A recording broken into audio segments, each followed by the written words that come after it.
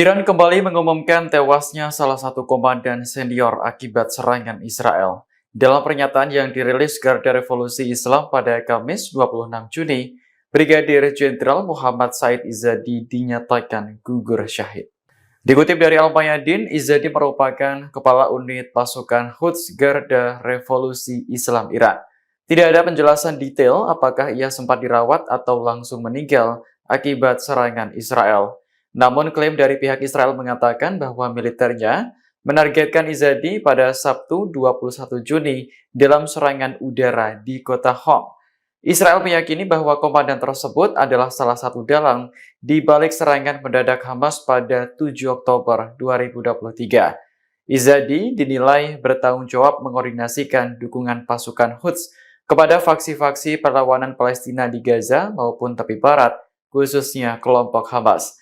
Rencananya jenazah akan menjalani rangkaian upacara pemakaman di Teheran pada Sabtu besok sebelum dikebumikan di kota Homs pada Kamis pekan depan. Kepergian Izzadi menyisakan duka mendalam bagi faksi-faksi Palestina. Hamas dan Jihad Islam menggambarkan sosoknya sebagai pemimpin yang teladan. Jihad Islam lantas bersumpah bahwa Israel akan membayar harga mahal atas gugurnya Izzadi.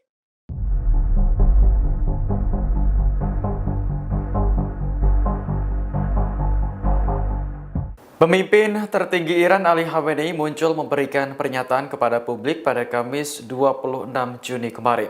Kemunculannya terjadi saat Israel menuduh Khamenei bersembunyi di bunker selama perang berlangsung.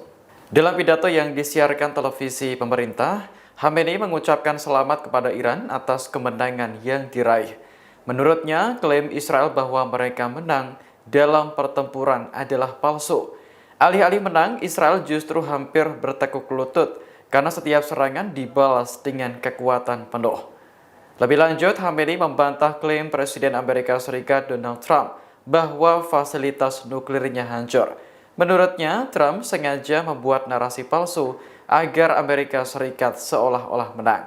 Padahal menurut Khamenei, Iran berhasil memberikan pukulan telak kepada Amerika Serikat dengan menyerang pangkalan militer Al-Udeid di Qatar.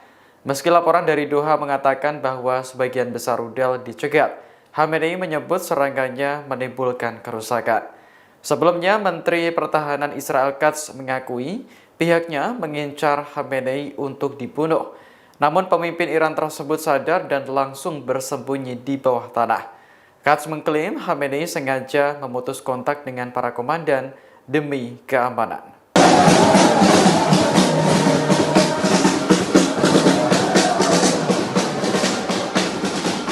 Gelombang protes di Israel kembali pecah setelah perang dengan Iran berakhir.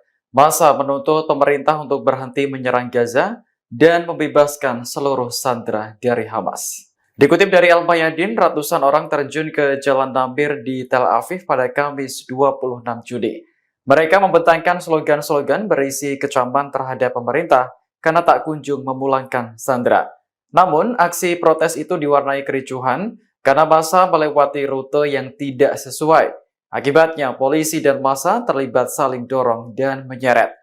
Aksi protes semacam ini sebenarnya rutin digelar sejak Perang Gaza pecah pada 7 Oktober 2023. Namun, sempat terhenti karena Iran meluncurkan rudal ke Israel pada pertengahan Juni lalu.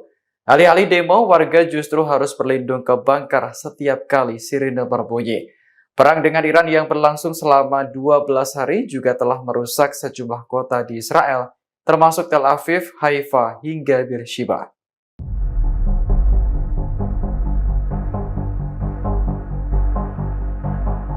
Sejumlah media Israel mengakui bahwa serangan rudal Iran telah menimbulkan dampak serius. Bahkan kerusakan dan kehancuran bangunan mirip seperti yang terjadi di jalur Gaza. Dikutip dari Tasnim pada Jumat 27 Juni, media berbahasa Ibrani seperti Haaretz tetap menyuarakan fakta meski Israel membatasi penyebaran informasi. Dalam analisis terperinci, Haaretz menguraikan bagaimana Israel kehilangan kendali atas konflik tersebut.